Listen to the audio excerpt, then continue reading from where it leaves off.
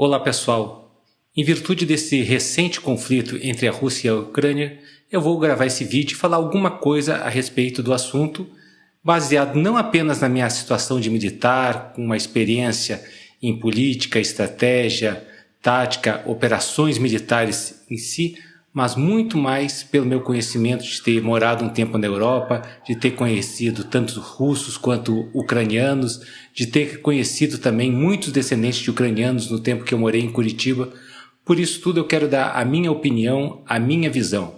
Não uma opinião profissional na área de geopolítica, defesa. Para isso nós temos muitos especialistas, muitos centros de estudos estratégicos das Forças Armadas têm feito um observatório com temas, com informações, com relatos, com análises sobre esse assunto. Nós temos universidades que também têm centros de estudos na área de defesa que têm produzido um material muito bom ensinando e mostrando exatamente o que está acontecendo, as causas, as consequências, as perspectivas para o futuro. E, enfim, acabaram surgindo vários pseudo-especialistas. Aqueles que também não eram médicos, não entendiam nada de saúde, nada de epidemia e falaram meses e meses, anos, praticamente 2 anos, sobre a pandemia, sobre o coronavírus, agora voltaram às suas capacidades, o seu tempo disponível para falar sobre guerra, sobre conflito, como se fossem grandes especialistas. Não vou entrar em nenhuma dessas searas, mas eu quero comentar um pouco daquilo que eu vivi, um pouco daquilo que eu experimentei e a minha posição sobre essa guerra. Inicialmente, nós temos que entender que a Rússia ela foi sendo formada no decorrer dos séculos por vários povos, por vários grupos étnicos, até essa formação eminentemente ou predominantemente eslava. Era um conjunto de tribos nômades que se espalharam pelas estepes, particularmente na região da Ásia, e a partir de um certo momento foi instituída a chamada Rússia de Kiev, ou seja, até uma ironia que hoje a capital da Ucrânia, que é Kiev, mas foi a base da Rússia moderna, do Estado pela primeira vez organizado. Após o período da chamada Rússia de Kiev, houve um período também de grande crescimento por Pedro o Grande, que até hoje é conhecido pela cidade de São Petersburgo, a segunda maior cidade da Rússia após Moscou. Ele foi responsável por uma unificação e por um crescimento ordenado daquela nação. Mais à frente, Ivan IV, também conhecido como Ivan o Terrível, usando aí sim um pouco mais a violência, a força, o poder que tinha chegado às suas mãos, ele organizou mais ainda essa expansão do Império Russo. E essa é uma característica do povo russo, um povo lutador, um povo sofredor. Além da situação climática desfavorável, o frio intenso na maior parte da Rússia, na maior parte do ano, um clima ártico, subártico, ele também sofreu com muitas invasões dos povos, particularmente dos mongóis, dos vikings e de outros que transitaram por toda aquela região das estepes da Rússia, particularmente na região asiática. Sendo um povo experimentado nesse sofrimento, acostumado às dificuldades, ele sempre foi também explorado pelos seus governantes, pelos reis, imperadores ou czares, como são conhecidos os monarcas na Rússia, até a evolução do Estado moderno e contemporâneo, uma revolução bolchevique, onde aí sim o Partido Comunista exerceu a ditadura. Não a ditadura do proletariado, onde o povo governou, mas para eles apenas mudou o chefe, apenas mudou o comandante. Antes eles sofriam nas mãos dos czares e agora sofriam e eram oprimidos nas mãos da elite do Partido Comunista. A Rússia, então, sempre foi um país de imensos contrastes. Ao mesmo tempo havia uma pujança econômica por conta dos seus vastos recursos naturais, seus recursos minerais, e por outro lado havia uma população carente, um povo pobre, camponês, sofredor, trabalhador. Mais à frente, os trabalhadores após a Revolução Industrial que chegou tardiamente à Rússia. A Rússia também, num certo momento, foi uma referência nas artes, na cultura, no balé, na música, na literatura, em todas as belas artes, enquanto que o povo só tinha avesso dor, miséria e sofrimento. Contei essa história para a gente entender as características desse povo. Ou seja, não estamos colocando em nenhum momento a culpa dessa situação de conflito hoje no povo russo, mas sim nos governantes russos. O povo, mais uma vez, entrou para fazer a parte mais difícil, o trabalho que gera, inclusive, a morte. Há um testemunho de soldados que foram para a guerra dizendo que eles não sabiam que ia ser uma invasão real, achavam que era mais um exercício militar. E no decorrer dos séculos, a Rússia sempre teve uma política expansionista, tanto de conseguir mais território, subjugar as populações das minorias étnicas que ali viviam e a busca permanente de uma saída para os mares quentes. Por isso que a posição da Ucrânia é uma posição estratégica importante por conta do Mar Negro e a saída, o acesso para o Mar Mediterrâneo, e não apenas a saída para o Mar do Norte ou para o Estreito de Bering, que normalmente nos portos russos fica congelado a maior parte do ano. No período da União Soviética, onde a Rússia, juntamente com mais 14 países, formou esse novo país, esse novo Estado, sempre houve também uma forma de caracterizar a opressão e o poderio russo sobre as demais repúblicas e os demais povos.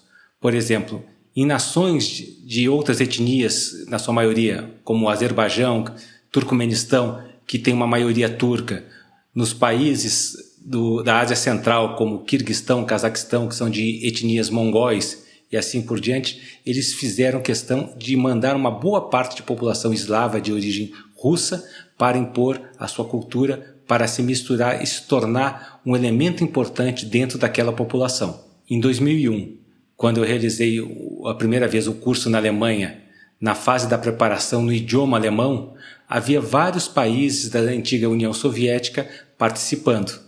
E alguns deles eram da Geórgia. Um dia ficamos sabendo que para o curso de Estado-Maior que começaria na semana seguinte, viria um coronel russo fazer esse curso. E comentando ali, eu ainda brinquei com eles, que eram capitães ainda, jovens, né? Tinha um tenente. Vocês vão ter que se apresentar para esse coronel russo quando ele chegar. E eles, meio brincando assim, rindo, mas ficaram um pouco bravos com o meu comentário e falaram: não, a gente não tem nada a ver com o russo, nós somos independentes, nós temos a nossa cultura, o nosso idioma, embora a língua da Geórgia esteja praticamente o russo, eles dizem que tem algumas letras a mais, mas eles se entendem, falam normalmente, não tem uma distinção visível, nem em termos de fisionomia deles como eslavos e nem do idioma bem característico. Mas disseram: não, os russos a gente não quer saber nada, nós gostamos mesmo das russas, e foram brincando e ficou ali. Eu também não quis forçar muito a barra, ficamos aguardando. Na semana seguinte chegou esse coronel russo para fazer o curso e, por incrível que pareça, os três tinham se arrumado, melhorado a sua apresentação individual, uniforme passado, sapato engraxado, barba bem feita. Tinha um que não usava gravata, normalmente colocou a gravata e, dito e feito, apareceu o tal do coronel russo, os três foram lá se apresentar para ele e o coronel ainda verificou a apresentação individual deles, arrumou a gravata que estava um pouco torta, desse que normalmente não usava gravata, demonstrando que mesmo 10 anos após o fim da União Soviética, ainda existia essa influência sobre as demais antigas repúblicas. Quando eu fiz o curso de Estado-Maior, dentre os meus amigos, particularmente, havia um major à época que era do Azerbaijão. O Azerbaijão é um país de origem turca, etnia turca, idioma turco, e lá os serviços todos eram baseados em russo. A língua oficial do país, a língua que chamava a língua institucional, era o russo. E eu perguntei por que eles mantinham essa língua mesmo após 10 anos, de não estar mais sob a influência direta, por que ele, como militar, tinha que falar russo e não havia essa predominância do idioma turco. E ele explicou: olha, quem não fala russo não consegue os melhores empregos, não consegue as melhores oportunidades. Mesmo com a independência da União Soviética nessas antigas repúblicas, mas os principais serviços continuam a ser exercidos e explorados pela Rússia. Sistema de transportes, sistema de comunicações, sistema energético, passam muitos oleodutos, gasodutos por esses países, o sistema bancário, a estrutura das Forças Armadas, a doutrina, os armamentos, tudo isso ainda é controlado pela Rússia. Ou seja, esses países não têm como ficar totalmente independentes da influência russa. Num outro vídeo eu comentei que por volta de 2008, 2009, a Ucrânia pela primeira vez quase ingressou na União Europeia e por conta de ter assumido o poder um presidente simpatizante russo, ela teve que começar do zero mais para frente. 2014, mais uma vez, ou seja, de uma forma recorrente nos últimos anos, há uma corrente pró-Ocidente na Ucrânia que deseja que a Ucrânia ingresse na União Europeia e na OTAN. E a Rússia não admite que um país fronteiriço, que seria a sua última defesa, a sua última linha que o separa dos países da OTAN, ingresse justamente naquela aliança que lhe foi adversária durante todo o período da Guerra Fria e, de uma certa forma, até os dias atuais. Por conta disso que houve essa pressão e foi uma justificativa por conta também das situações separatistas na Ucrânia, em certas regiões, como já havia acontecido com a Crimeia. Não vou entrar nesses detalhes históricos, geopolíticos aqui, mas o pessoal tem acompanhado as notícias. Com isso, sobre esse argumento, houve essa invasão. Agora, a minha opinião pessoal, que foi de uma forma covarde, sem nenhuma justificativa, sem nenhum motivo, sem haver nenhuma ameaça direta para a Rússia, que ocorreu essa invasão. E hoje quem tem sofrido é o povo ucraniano, basicamente. O povo russo tem demonstrado ser desfavorável ao conflito, mas mais uma vez tem sido oprimido, tem sido tolhido na sua liberdade de expressão, na sua liberdade de discordar, por conta de estar num governo tirânico, um governo sobre a influência socialista comunista, onde não há nenhuma liberdade de expressão, ao contrário do que muitos querem fazer parecer justamente o contrário. Após a queda da União Soviética, houve uma sensação de que o poderio russo ele seria totalmente perdido, ele seria dissolvido da mesma forma como foi dissolvida a União Soviética. Mas por conta das riquezas naturais, particularmente do gás e do petróleo, surgiu uma nova elite, ou como eles chamam, os oligarcas russos, os magnatas do petróleo, que hoje são donos de clubes de futebol, de companhias aéreas, de grandes empresas por todo o mundo. E isso alavancou e deu a sustentabilidade e a capacidade da Rússia até hoje exercer esse poderio e essa influência também no campo militar. A minha esperança é que em breve essa situação seja resolvida pacificamente, que mesmo com as perdas, com as baixas que nós tivemos, elas sejam minimizadas e seja encontrada uma solução pacífica. É por isso que nós oramos, é por isso que nós clamamos para que haja paz, para que haja novamente uma reconciliação e não haja maiores consequências para toda aquela população que tem sofrido muito com esse conflito. Justamente aqueles que são os desprotegidos, os desamparados, eles que estão mais sofrendo nesse momento. A palavra de Deus nos fala de que então verei novamente a diferença entre o justo e o injusto, entre o que serve a Deus e o que não serve a Deus.